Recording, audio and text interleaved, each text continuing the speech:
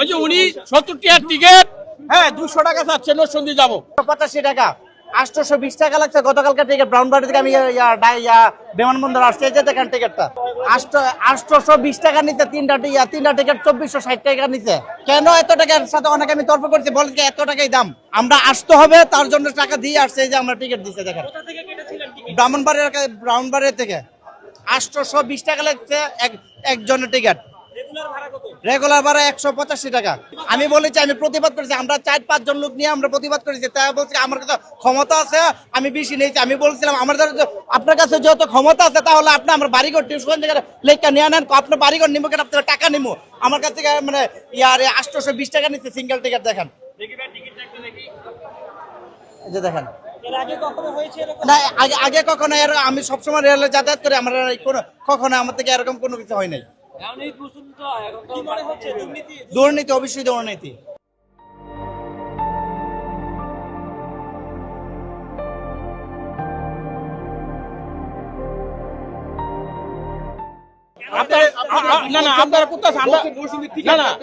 Standing ticket দিবেন নরসিংদী, হ্যাঁ 65 টাকার ভাড়া, হ্যাঁ সকালে 8ম 2টা টিকিট দেখেন 65 টাকা করে, হ্যাঁ আপনাদেরকে দেখাই।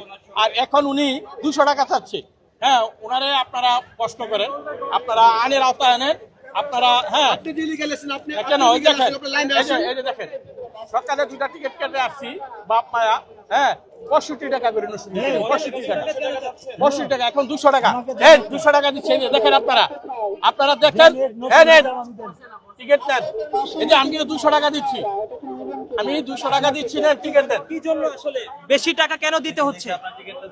হ্যাঁ দেখেন নরসিংদী থেকে আসছি আজকে সকালে 65 টাকা করে। আপনি বিষয়টা হলো ভাই, ঢাকা কমলাপুর থেকে আর নোয়াখালীর টিকিট হলো 240 টাকা, আমার বলতেছে 600 টাকা করে ভাই, বুঝছেন? এই যে ওই কাউন্টার থেকে কেন না, আমি কিভাবে বলবো ভাই, কেন এত টাকা চাচ্ছে?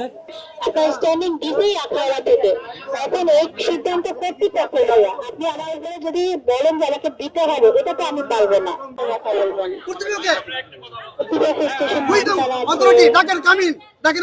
আসবে না, আপনার এখানে দিয়ে যান, কথা বলেন।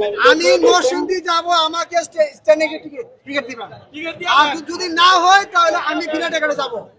যদি আপনি টিকিট আমাকে না দেন, আমি বিনা টিকিটে আমি নরসিংদী যাব।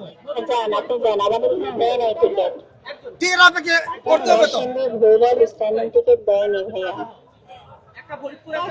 এটা তো কিনা আইন নাকি, তাহলে আমরা কিভাবে যাব? আমি আপনাকে বলি, আইন এটা কিনা, এটা তো আমার সিদ্ধান্ত না। আমি আপনাকে, আপনি আসছেন টিকিট নিতে, আমি আসছি দিতে, আপনার আমার সাথে এই সম্পর্ক। এখন সিদ্ধান্ত মনে করেন একটা জায়গা, একটা স্টেশনের ভাড়া নির্ধারণ করে কর্তৃপক্ষ, একটা স্টেশনের ভাড়া নির্ধারণ করে কে? কর্তৃপক্ষ। 20 টাকা লাগছে আমার কাছে টিকিটটা সহকারে আমার কাছে এখনো সংগ্রহ আছে। আমি ওই কাউন্টার থেকে টিকিট কিনছি, টিটির কাছ থেকে টিকিট কিনছি, আমার 820 টাকা দিচ্ছে। ব্রাউনবাড়ি থেকে বিমানবন্দর আমি নামছি। ট্রেনের নামটা তো হ্যাঁ না এটা সেখানে সিলেট থেকে ছেড়ে আসছে ট্রেনটা, 8:30 ট্রেন, 8:40 বেশি নেওয়ার কারণ ওনাদের কাছে এক্সকিউজ করলে ওনাদের কাছে কোনো প্রশ্ন উত্তর পাওয়া যায় না। ওরা শুধু বলতেছে যে এই টাকা সিলেক্ট করেছি, এটা দিতেই হবে, না হলে টিকিট পাবেন না, এটাই বলছে। এটাই তাদের উত্তর। ঈদ আসলেই কেন টিকিটের দাম বেড়ে যায়? এটা তারাই সিন্ডিকেট করে, আমাদের মতো সাধারণ মানুষ এটা কিছু করতে পারি না। আমরা তো নির্ভর করে টিকিট নিতেই হয়, যত টাকা রেট করে তত টাকা দিতেই হয়। এখন তো আমরা দেশের বাড়ি যেতে হবেই, তো কি করব, টাকা তো দিতে হবেই। আখাউড়ার আছে, এখন আখাউড়া যান, নরসিংদী যান, ভৈরব যান, টিকিট নিতে হবে আখাউড়ার। তো আখাউড়া ভাড়া 195 টাকা, 200 টাকা রাখতেছে। তো এটা তো ইজিলি বিষয়। তো আপনি এখন 70 টাকা বা 200 টাকা রাখতেছেন, ওরা বলতেছে স্ট্যান্ডিং টিকিট লিমিট শেষ। কারণ নিয়ম হচ্ছে যে সিট থাকে, সিটের 25% স্ট্যান্ডিং দিবে।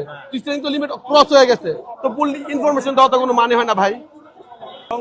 70 টাকার টিকিট 200 টাকা চাচ্ছে এই যে কাউন্টারে। কেন কাউন্টারে জিজ্ঞেস করেন ওনাকে। নরসিংদী যাবো, নরসিংদীর টিকিট 65 টাকা, এখন 200 টাকা। আচ্ছা, এবং বলার পর এখান থেকে উঠে চলে গেছে। আসলে বিভিন্ন মন্ত্রণালয়ের মন্ত্রীরা দেখলাম হঠাৎ একটা অভিযান চালা। রেল মন্ত্রণালয়ের এখনো এই মন্ত্রী, হ্যাঁ আকস্মিক কোনো পরিদর্শন আসছে, এটা আমাদের দৃষ্টিগোচর হয় না। স্বাস্থ্য মন্ত্রণালয়ে যাচ্ছে, ভূমি মন্ত্রণালয়ে যাচ্ছে। হ্যাঁ, কিন্তু আমাদের ট্রেনেতে এই পর্যন্ত কোনো অনলাইনে দেখি নাই। থেকে কাল রাতে এসেছি, আমাকে সিট দিয়ে 450 টাকা নিয়েছে। এখন বলছি রাজশাহী যাবার টিকিট দেন, তো বলছে 600 টাকা লাগবে। তাও 450 টাকার টিকিট 600 টাকা চাচ্ছে। এই দেখেন এই যে টিকিটের রেট আছে 450 টাকা, 600 টাকা।